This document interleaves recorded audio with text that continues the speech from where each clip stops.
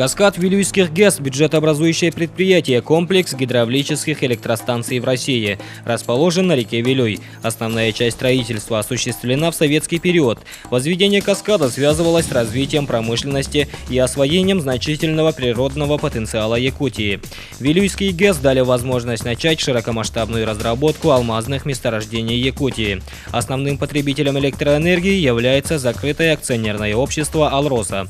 ГЭС играет важную роль в обеспечении устойчивости энергосистемы Якутии. Вся жизнь Западной Якутии зависит от стабильной работы станции.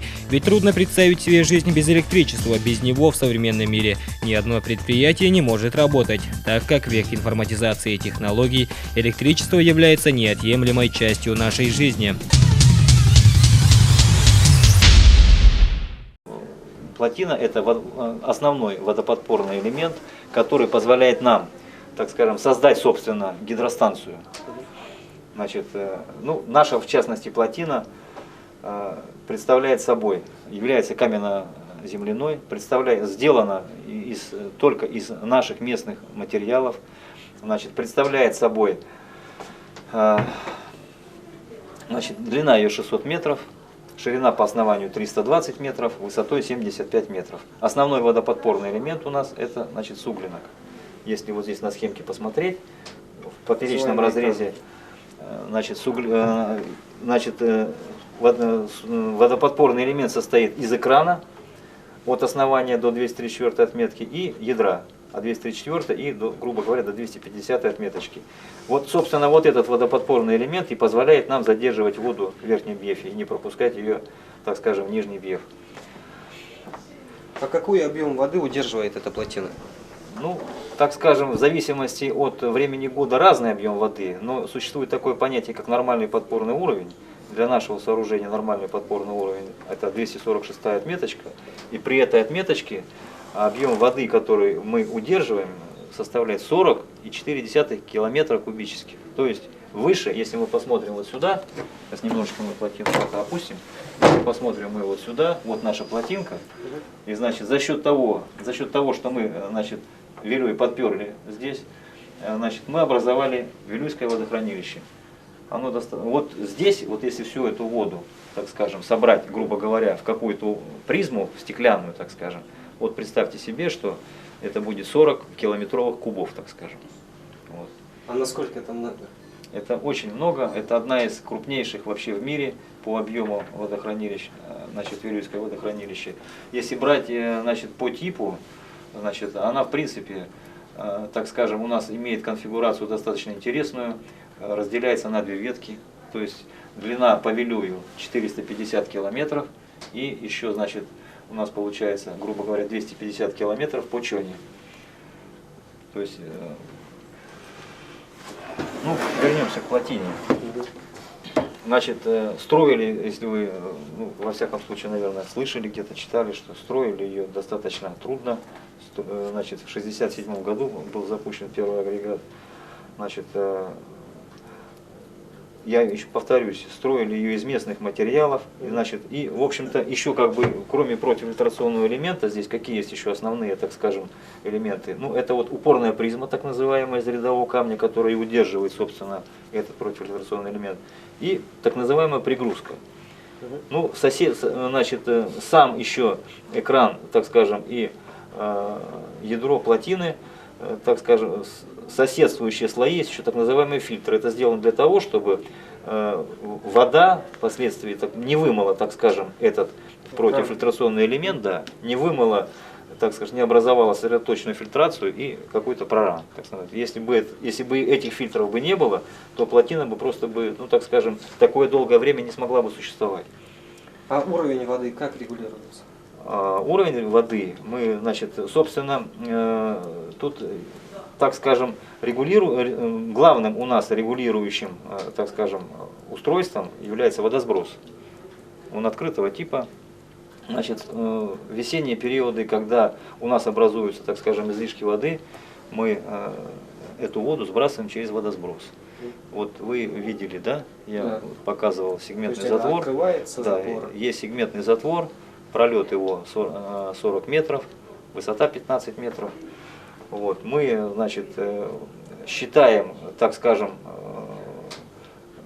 с учетом прогноза, мы, значит, весной получаем гидрологический прогноз, мы знаем, сколько воды у нас в водохранилище поступит за определенный период, считаем, сколько нам воды нужно, вот, и если видим, что ну, так скажем, специфика сооружения вообще любого гидротехнического такова, что мы обязаны, есть так называемый форсированный подпорный уровень, выше которого мы не имеем права набирать воду, потому что иначе произойдет или перелив, или еще какие-то проблемы, вот, и мы просто можем потерять сооружение. Поэтому мы обязаны не допускать, значит, перелив, ну, так скажем, уровня выше определенного форсированного подпорного. Так вот, мы считаем, если мы видим, что, значит, мы не сможем вобрать в себя, так скажем, все излишки воды, то мы тогда открываем водосброс.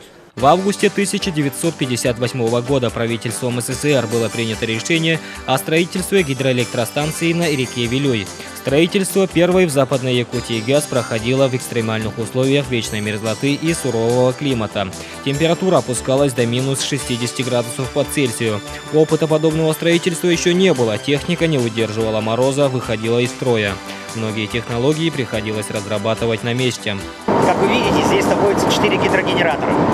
Это половина мощности каскада Вилюйский ГЭС. Каскад, как вам известно, да, он состоит из двух станций, ГЭС-1 и ГЭС-2. 4 генератора на ГЭС-1, 4 на ГЭС-2. Это электрические машины, которые вырабатывают электроэнергию, превращая давление в столб воды, энергию воды в энергию электрическую. Вот как раз с помощью этих машин. Машины изготовлены в Новосибирском. Запустили мы станцию в 1967 году, с первого агрегата был. И получается, что электроэнергия, которая отапливает Запад Якутии, вот как раз производится на каскаде Вилюйской ГЭС. 4 агрегата.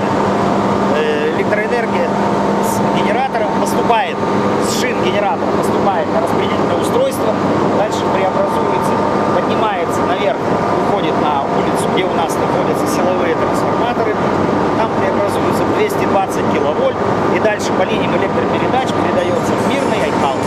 В ноябре 1967 года был введен в эксплуатацию второй агрегат, через год третий, а в декабре 1968 четвертый, последний агрегат первой очереди Вилюйской ГЭС. Общая мощность ГЭС составила 340 мегаватт, она стала системообразующим энергоисточником в районе. Были построены несколько линий электропередачи. Сейчас мы находимся в машинном зале ГЭС-1, где установлены 4 генератора. Каждый из них вырабатывает по 85 мегаватт электричества. А вообще в каскаде Вилюйских ГЭС всего таких генераторов в общей сложности 8 единиц.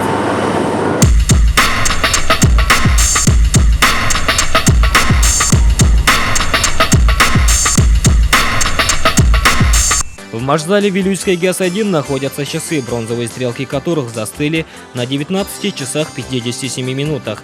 Именно в это время, 3 октября 1967 года, был впущен первый агрегат Вилюйской ГЭС.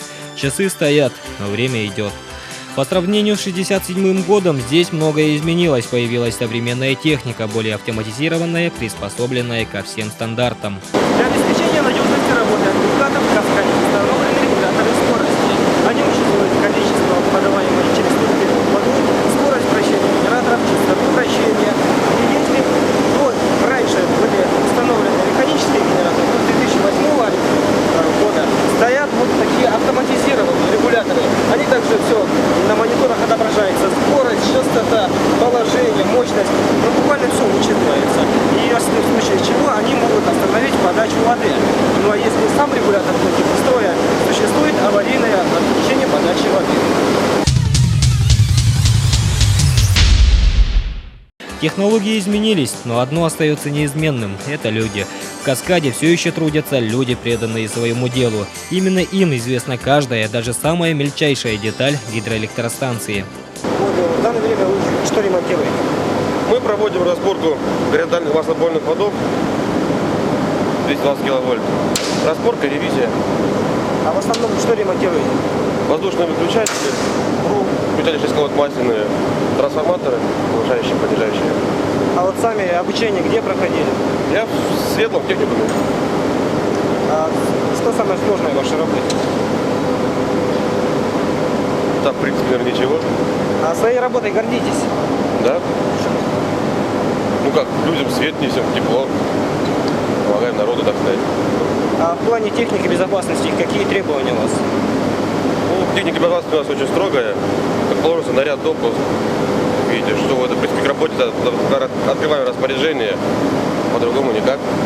А сами вы в Вилюйский каскад как пришли? Как на работу устраиваетесь? На Вилюйском каскаде еще работал, практику проходил здесь, потом его работал. Вот после учебы меня взяли, все без проблем. Как уже был зарекомендовавшийся. Работа нравится? Да? Вполне устраивает. В каскаде работают даже целые династии. К примеру, электрослесарь 3-го разряда участка по ремонту электрических машин Кирилл пошел по стопам своего отца. Вообще его семья работает здесь с момента запуска первого агрегата. Молодой человек после окончания училища сразу же пришел работать сюда, в ГЭС. Обучение проходило в Мирнинском индустриальном техникуме в поселке Светлом. Когда заканчивали? Закончил я в этом году, вот буквально в конце мая, начало июня. И вот буквально через недели через 3 я вот устроился. Получается, вот только после техникума. Чем привлекла вас такая специальность? Специальность, во-первых, привлекла то, что у меня сам, ну как родители и, допустим, дедушка строил эту ГЭС. То есть, наверное, вот как бы от него передалось, то есть вот ко всему, к генераторам, ко всему этому влечению. Поэтому и пошел по специальности. Как ваш рабочий день начинается? Или по распоряжению работаем, или, допустим, вот как сейчас по наряду. То есть у нас сейчас идет текущий ремонт 8-го генератора. По наряду приходим, нам проводят инструктаж, все, расписываемся, допуск и вот приступаем к работе. То есть вот главный у нас бригадир Терещенко Владимир Васильевич, он все объясняет, также Вот вы сказали, что сейчас проводится ремонт 8-го генератора. Да. А что именно ремонтируют? То есть ремонт заключается вот в проверок щеток, пожалуйста. Вот. Щетки. Потом проверка изоляции ротора. Мы ее уже провели. Вот. Также осмотр всех изолят, то есть протирание вот здесь. Получается, щетки идут графитовые. Вот. И за счет этого кольца вращается полностью. Ротор, вращается кольца, графитовые вот, стираются, и здесь образуется вот она, графитовая пыль, пожалуйста. За счет этого теряется изоляция. И вот, пожалуйста, чистим. Это текущий ремонт? Да, текущий обычный ремонт. Капитальный ремонт у нас начинается обычно ближе к весне, к лету.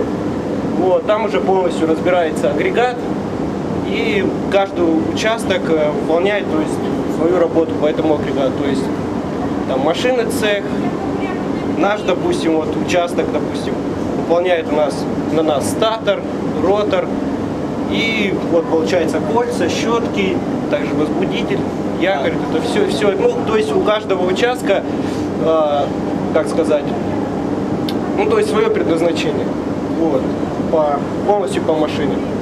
А текущий ремонт как часто производите? Текущий ремонт, ну, на каждой машине где-то, ну, раз в месяц точно. Вот, то есть частенько у нас идут там, допустим, также сборки. По машинам вот раз в месяц останавливается, то есть зимний период. Пожалуйста, сейчас эта машина остановилась, на первой очереди машину запустили. То есть как бы резерв. Вот, и так производим. Для того, чтобы у нас с вами в доме всегда было светло и тепло, работники тщательно следят за состоянием всех агрегатов. Для эффективного производства электроэнергии на ГЭС необходимы два основных фактора – гарантированная обеспеченность водой круглый год и, возможно, большие уклоны реки. Благоприятствуют гидростроительству каньонообразные виды рельефа. Всем этим каскад Вилюйских ГЭС полностью обеспечен. Вот. Здесь, значит, показан расход воды. Здесь мы видим, что в секунду проходит 168,3 кубических метров. Это много. Каждую секунду вот, расход вот такой, 170. А отсюда что-нибудь регулируется? Здесь Значит, вот это, когда агрегат выводится в ремонт, вот, и вводится стопор. Это стопор, чтобы не открылся направляющий аппарат и не подал воду на рабочее колесо. Вот называется стопор. Вот. Это вот называется направляющий аппарат. Это то, что подает воду на рабочее колесо. Количество воды регулирует. Открывает, Да, открывает. да. Вот это ключ управления. Открытие, закрытие. Это вручную. Вот это да, уже вот да. включаем. Это значит, сейчас сделано так, что вот, как видите, переведен авто. Да, То есть автоматический автоматический режим, да. Можно перевести на ручной, когда вставишь ключ сюда. Но здесь он вытащен, потому что, ну, конечно, Мало ли для друг. Вот. Ну и все. И что еще? Вот еще, значит, есть аварийные. Вот эта кнопка называется аварийная. Закрытие направляющего аппарата. Это если вдруг сработает автоматика, автоматически начнется при аварии. То есть мы можем подойти, нажать кнопку, и он закроется. Это аварийная кнопка, вот она красная, нельзя. Ну вот. А до этого какие регуляторы стояли? Стояли электромеханические. Ну это Там все вручную там было? практически полуручную. Мы могли вручную управлять, могли подойти к колонке регулирования и вручную управлять. А отсюда вот какие-нибудь данные куда-нибудь записываются вообще на компьютер какой-нибудь? Нет. Сами все... Это да. Ну это мы как? Вот приходим на осмотр, мы и смотрим, да, какие здесь цифры. Соответственно, здесь значит на экране есть, и здесь так вот есть. В другом виде, то же самое, только в другом виде. На данный момент все работает Все прекрасно. Сейчас видите, у нас идет такая широкая модернизация. У нас новые колонки регулирования. Вот вы видели, наверное, да, такие красивые. Регуляторы скорости? Да, регуляторы скорости стоят. То есть это все новое, все компьютеризированное, все уже там, со своими мозгами, поэтому... Облегчает работу. Да, то есть это такие, чтобы оперативный персонал и вообще, чтобы влияние человека там было, наверное, минимизировано, чтобы все было автоматически. Это, конечно, облегчает, конечно, проще все. Но с одной стороны оно проще все, но в то же время все усложняется. А вот в обслуживании всех 8 генераторов сколько человек работает? Ну, 8 генераторов, но считайте, у нас вообще обслуживают, то есть вы имеете оперативный персонал, да? Те, которые непосредственно ремонтируют, обслуживают. Ремонтируют, обслуживают. Но мы ремонтом не занимаемся, мы в основном наш входит осмотр, допуски и выявление неисправности. Поскольку оперативный персонал у нас 5 человек на смене, там на пульте управления сидят 2 человека, один начальник смены станции называется, другой начальник смены электроцеха, вот коллега Михаил Юрьевич, и 2 механика, один на ГЭС-1, который стоит там на ГЭС-1, и я на ГЭС-2 вот здесь. А ремонтный персонал у нас есть цеха, есть электроцех, там я не знаю какое количество у них рабочих, есть МАШ-цех и есть, то есть электроцех это отвечает за электрическое, то есть оборудование там ремонтируют, машинный цех, то есть турбины, вернее, да, механическое, ну и есть еще гидроцех, это гидросооружение, которое плотину там они осматривают, там и также это, ну то есть вот так вот, все в принципе разделено, разграничено. А неисправности вами как выявляются? Ну, неисправности у нас выявляется путем осмотра, то есть осмотра и отказов оборудования там. И все у нас практически здесь на станции у нас все автоматизировано. Если что-то отказ, происходит сигнал.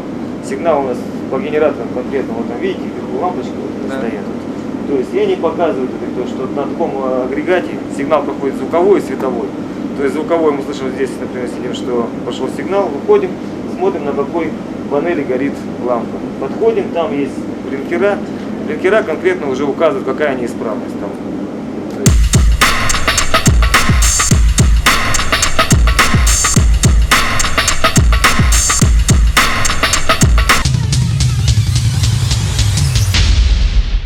Сейчас мы побывали в машинном зале, а под ним, под агрегатами, установлены турбины. Сейчас мы находимся в шахтотурбинном отделении. Здесь расположены 4 вращающихся турбины. Они приводят в действие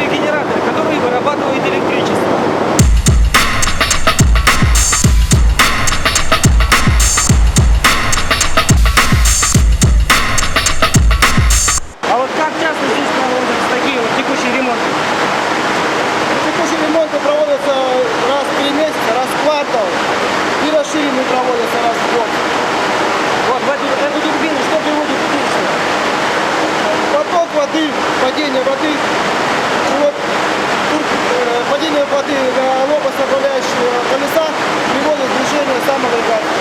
А вот с какой скоростью он крутится? Крутится 186 и 4 оборота в минуту. А это как-то регулируется? Да, регулируется направляющим аппаратом. Вот здесь лопасти находятся, вот через сетки передаточного отношения. А всего этих лопастей 24? Да. И как вот они регулируются? Вот это гидравлика, да? Да. Сервомотор подает через регулирующее кольцо вот это вот. Через серьги передаточного шеи пошло на рычаги и поворот колесей. Открываются? Нет, это поворачивая лопатки, они поток воды. Усиливают и... Да, да. А кроме вот смазки, какие вот ремонтные мероприятия проводятся? Ремонтные мероприятия, смотрим бой вала перед ремонтом, проверяем. Потом проверяем вал, как говорится, накач, давлением подаем 200 атмосфер и смотрим, насколько смещается подшипник, чтобы ремонтировать. То есть полностью есть какой-то износ или нет. А капитальный ремонт как проводится? Полностью разборка всего агрегата, начиная сверху, заканчивая с выемкой рабочего колеса. То есть снимается генератор? Полностью все. Да, пока идет вверх, бригада генераторщиков разбирает сверху, наша бригада уже здесь начинает разбирать рычаги, все разбирает. И все выносится на поверхность и там же ремонтируется? Да, уже все на монтажной площадке, полностью весь агрегат по частям и все ремонтируется. А вот эти агрегаты когда-нибудь менялись вообще полностью? Нет, дату установки до сих пор наши в боевом духе агрегаты находятся. А по состоянию на сегодня они как в нормальном рабочем состоянии? По рабочим, по оценке на хорошо, можно сказать, на твердую, четвертую. Принцип работы ГЭС достаточно прост. Цепь гидротехнических сооружений обеспечивает необходимый напор воды, поступающий на лопасти гидротурбины, которые приводят в действие генераторы, вырабатывающие электроэнергию. Необходимый напор воды образуется посредством строительства плотины и, как следствие, концентрации реки в определенном месте или деривацией естественным током воды. В некоторых случаях для получения необходимого напора воды используют совместно и плотину, и деривацию. Машинный цех занимается ремонтом механической части гидроагрегатов. Это 8 гидроагрегатов. Вспомогательного оборудования – это канализация, отопление, водоснабжение поселка от нас идет. И гидромеханического оборудования – это затворы, грузоподъемные краны, сородержащие решетки. Персонал машинного цеха состоит из 3 участков. Это участок по ремонту гидротурбинного оборудования, это участок по ремонту вспомогательного оборудования и по ремонту грузоподъемных кранов и гидромехоборудования. Персонал сложился профессиональный, люди уже отработали по 10 и более лет.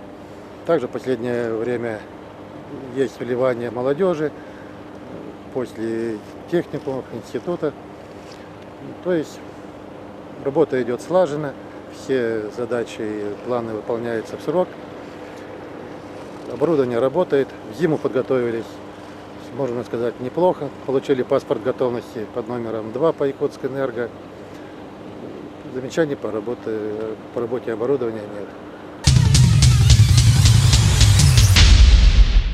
За эти 25 минут мы не успели рассказать вам о всей работе ГЭС. В следующей передаче мы продолжим знакомиться с профессионалами своего дела Каскада Вилюйских ГЭС.